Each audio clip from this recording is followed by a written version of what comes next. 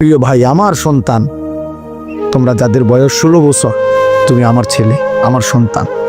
আমার প্রথম সন্তানের বয়স 16 বছর, অতএব 16 থেকে নিচে তুমি আমার সন্তান। আমার দ্বিতীয় সন্তানের বয়স 14 বছর, আমার তৃতীয় সন্তানের বয়স 9 বছর, আমার চতুর্থ সন্তানের বয়স 4 বছর। অতএব 16 থেকে নিচে যারা আমার সন্তান, তুমি এর চাইতে বড় যারা আরেকটু, তোমরা আবার ছোট ভাই। আমি তোমার বড় ভাই হিসেবে বললাম, আমি তোমার বাপ হিসেবে বললাম।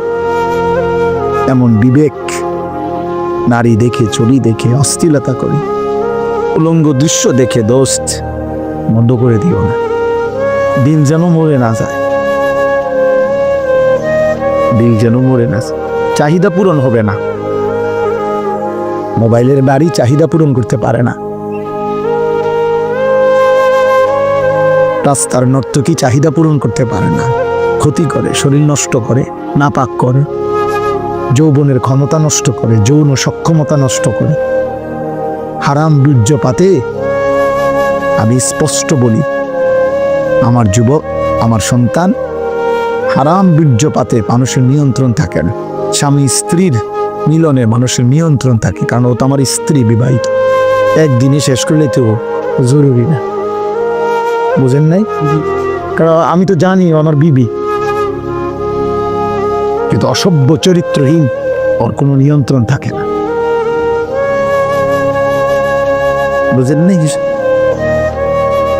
ওর কোনো নিয়ন্ত্রণ থাকে না। এই জন্য সে তার বীর্যপাত, যৌন চাহিদা পূরণের ক্ষেত্রে কোনো নিয়ন্ত্রণ বুঝে না, সিস্টেম বুঝে না। এই জন্য কখনো হাত, কখনো নাপাক লজ্জাস্থান, কখনো অস্থির ছবি, কখনো উলঙ্গ দৃশ্য, কোনো বেহায়া নারী, কোনো অসৎ বন্ধুর হারাম সম্পর্ক, কোনো না কোনোভাবে নিজের যৌন চাহিদা নষ্ট করে ফেলে। একদিন অসল, অপদার্থ, অকর্মণ্য একটা দুর্ভাগ্য বদনসিব সন্তান হয়ে দুঃখে দুঃখে মরে। যদি কারো বিশ্বাস না হয়, আমার সাথে চলো। আমার কাছে অনেক ছেলের হোয়াটসঅ্যাপে ভয়েস রেকর্ড আছে, অনেক যুবকের সাথে আমার কথা আছে, সম্পর্ক আছে। তোমার কাছে জীবনও কইতো না, ও যে হাফ প্যান্ট তোমাদের গুনাহরে শেষ করে গেছে। উলঙ্গ ছবি দেখতে দেখতে, নর্তকী দেখতে দেখতে, হারাম দৃশ্য দেখতে দেখতে, বাহ্যিকভাবে দেখতে তো মনে হয় চুল আশ্রাইছে, প্যান্ট কিনছে, পাউডার লাগাইছে, কথাবার্তা কইতেছে, হাসতেছে, কিন্তু শারীরিক সক্ষমতা নাই, অচল হয়ে গেছে, অপদার্থ হয়ে গেছে। দুঃখে দুঃখে মরবে, দুঃখে দুঃখে মরছে। আল্লাহর কসম, রব্বে কাবার কসম করে বলবো, আমি তোমার বাপ, তুমি আমার সন্তান হয়ে বল।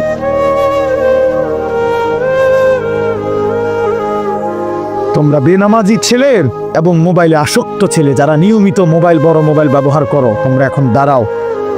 আমি একজন ডাক্তার আনি, একজন ইনসাফগার, বিবেক সম্পন্ন একজন ডাক্তার এসে বলুক যে 16 বছরের ছেলের চেহারা এত সাফা ভিতরে থাকার কথা নেই। 18 বছরের কোন ছেলের চেহারা এত শুকনা, এত দুর্বল হওয়ার কথা না। বুঝেন না? এমনি কথা চলেন আমি দেখাই, তোমরা দাঁড়াও। আলহামদুলিল্লাহ, আমি আমার বিষয়ের উপরে সারাদিন রাত কাজ করি। এই কিশোর নওজোয়ান মিয়া আমার দিবা নিশির মেহনত, শুধু ওয়াজ করি এটা না, দিবা নিশি মেহনত করি, ফিকির করি আর কি করা যায়। এই জন্য তুমি বলো, চলো আমরা দেখাই। গুনার থেকে পবিত্র, মোবাইলে আসক্ত না, নারী দেখে না, ছবি দেখে না, উলঙ্গ দৃশ্য দেখে না, 5 ওয়াক্ত নামাজ পড়ে, আল্লাহর কসম। চলো আমরা এমন 100 যুবক, এমন 100 কিশোর, তাকেও এক পাশে দাঁড় করাই, তোমারও এক পাশে দাঁড় করাই। এরকম 100 দুই দিকে একজন ডাক্তার এসে চিকিৎসা করে দেখুক, উনি বলুক উনি বলে দিব ওয়েট। প্রত্যেক ডাক্তার মাফে না, ডাক্তাররা বয়স জিগা, ডাক্তাররা ওয়েট মাফে। ওজন কত বলে?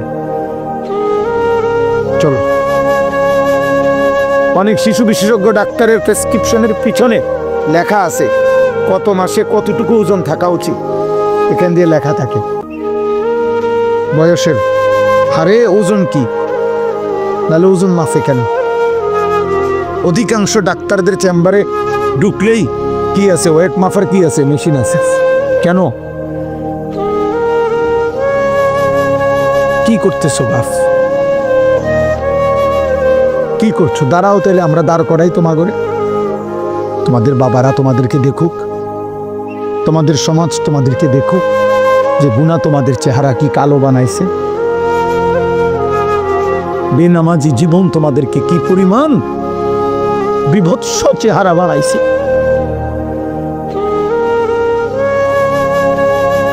কারে দেখো আব্বা? মোবাইলে কার ছবি দেখো? তোমার মা? ওই নারী তোমার মা? এই বেহায়া, যাকে দেখো ওই বেহায়া নারী ও তোর মা?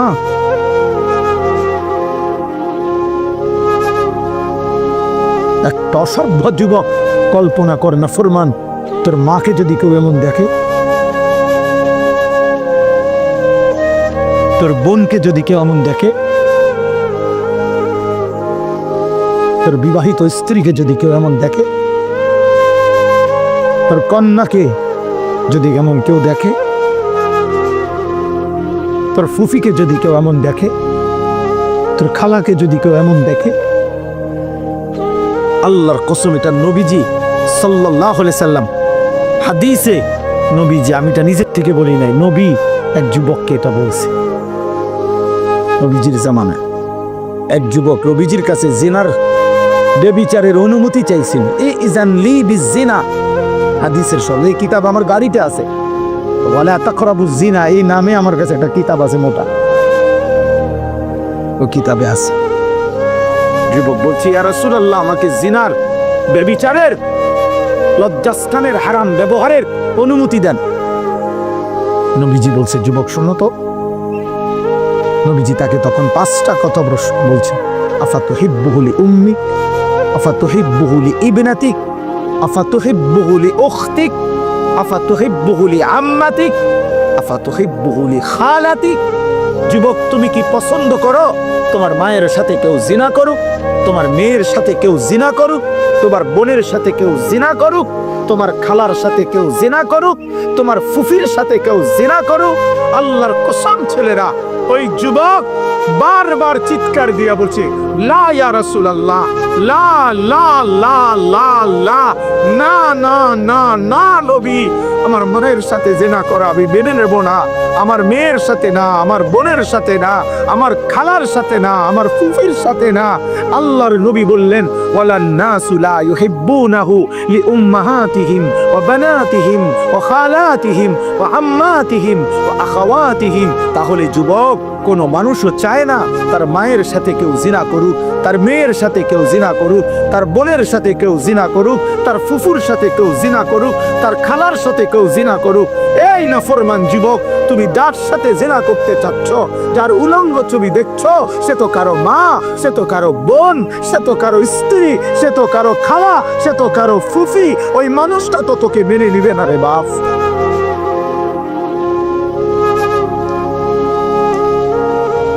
কার মা দেখোস?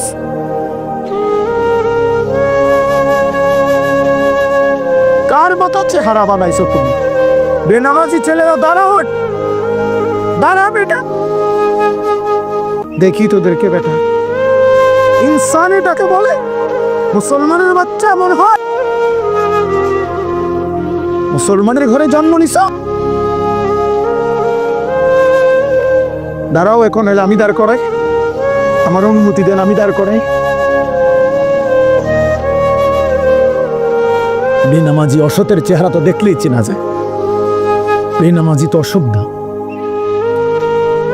বেনামাজি তো গাদ্দার, এই গাদ্দাররে তো দেখলেই চেনা যায়। বেনামাজি তো বেয়াদব, বেনামাজি তো মুতাকাব্বির, বেনামাজি রাজিম, এমন অভিশপ্ত, এমন বিতাড়িত, মূলত যাকে পাথর মেরে তাড়িয়ে দেওয়া উচিত। শয়তানকে রাজিম কেন বলে? আল্লাহ যেদিন সিজদা দেয় নাই, কোরআন শরীফ আছে, সেদিনই আল্লাহ তাকে বলছে ফখরুজ ফাইন্নাকা রাজিম। আল্লাহ বলছে ইবলিস সিজদা দিলি না, বেরো, বেরো, আজকে থেকে তুই রাজিম। আউযু বিল্লাহি মিনাশ শাইতানির, এই যে এই রাজিম শয়তানকে বলা হয়েছে যেদিন সিজদা দেয় না। আর রাজিম বলে কাকে? শোনো ভাইয়া, তাফসীরের মধ্যে আছে রাজিম মানে হলো ওই ব্যক্তিকে, ওই সত্তাকে বলে রাজিম যাকে মূলত পাথর মেরে মেরে তাড়িয়ে দেওয়া উচিত। আল মাতরুদ, যাকে বিতাড়িত করে দেওয়া উচিত। এই জন্য অর্থটাই তে বলে যে আমি বিতাড়িত শয়তান হতে আল্লাহর কি চাচ্ছি? এ বিতাড়িত শব্দের আরবি কি? রাজিম, যাকে পাথর মেরে বিতাড়িত করে দেওয়া, এই সমাজচ্যুত করা উচিত। এই জন্য রজম এই তাফসীরে আছে, আমি নিজে পড়ছি। এই জন্য ইসলামী শরীয়তে কোন পুরুষ, বিবাহিত পুরুষ যদি স্ত্রীকে বাদ দিয়ে অন্য মহিলার সাথে জিনা করে, তার শাস্তি হলো রজম, পাথর মেরে হত্যা করা। কোন মহিলা যদি বিবাহিত, সে যদি নিজের স্বামী ব্যতীত অন্য কোনো পুরুষের সাথে জিনা করে, তার শাস্তি হলো তাকে পাথর মেরে মেরে হত্যা করা। এইটাকে বলে রজম। রজম এটাকে কি বলে? এইটা যে শব্দ রাজিম, ওই একই শব্দ। বুঝছেন আব্বা? এটা আল্লাহ পাক ওই দিন বলছে যেদিন সেজদা দেয়নি, যেদিন সে সেজদা দেয়নি, এদিন আল্লাহ তাকে বলছে ফাইন্নাকা রাজিম।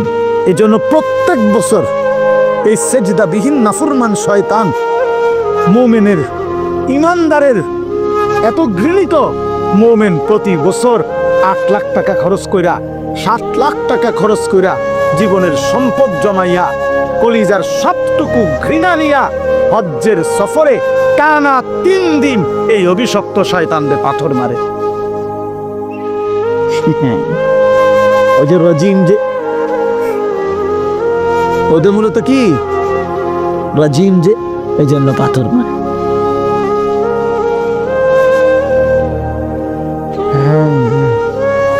এই জন্য মূলত তো বেবিচারী পুরুষ নারী বিবাহিত পরে পাথর মেরে হত্যা করার বিধান শুনি। এবং আল্লাহ বলছে সাবধান, জিনার শাস্তি, বেবিচারের শাস্তি প্রয়োগ করতে গিয়ে 2টা কথা আল্লাহ কঠোরভাবে বলছে কোরআনে। 1 নাম্বার হলো ওয়ালা তাখুজকুম বিহিমা রাফাতুন ফি দীনিল্লাহ। আল্লাহ বলছে সাবধান, বেবিচারের শাস্তি প্রয়োগ করতে গিয়ে তোমাদের কারো অন্তরে যেন কোনো দয়া, মায়া, অনুকম্পা না আসে। আহলাদ দেখাইও না, আহলাদ দেখাইও না, অসভ্য ফুতরে ঠিক করো আগে, এনে ফেক নাই দেখাইও। আল্লাহ নিজে বলছে আমি আরহামুর রাহিমিন, আমি বলছি শাস্তি দিতে। আমার নবী রাহমাতুল আলামিন, নবীজি রাহমাতুল আলামিন কিনা কথা বলে না কেন? সেই নবী সাল্লাল্লাহু আলাইহি সাল্লাম তার হায়াতে মদিনার জমিনে তিনি নিজ অনুমতিতে সাহাবায়ে কেরামের মাধ্যমে ব্যভিচারী পুরুষকে পাথর মারাইয়া হত্যা করাইছেন, ব্যভিচারী নারীকে পাথর মারিয়ে হত্যা করেছেন, মাইজ ইবনে মালিক আসলামীকে পাথর মেরে হত্যা করাইছেন, গামেদিয়া গোত্রের একজন নারীকে, ইমরাআতে গামেদিয়াকে পাথর মেরে হত্যা করাইছেন। আবু বকর সিদ্দিক ওনার খেলাফত আমলে এই রজম, পাথর মারার শাস্তি কার্যকর করেছেন। ওমরে ফারুক কার্যকর করেছেন, ওসমানের জামানায় কার্যকর করেছেন, আলীর জামানায় আলী কার্যকর করেছেন। তুমি বুঝো আব্বা? আজ যদি ইসলামী খেলাফত থাকতো, আর যদি আল্লাহর জমিনে কালেমার খেলাফত থাকতো, তো তুমি কোনো নারীর দিকে চোখ তুলবা, চোখ খুললা ফেলতো।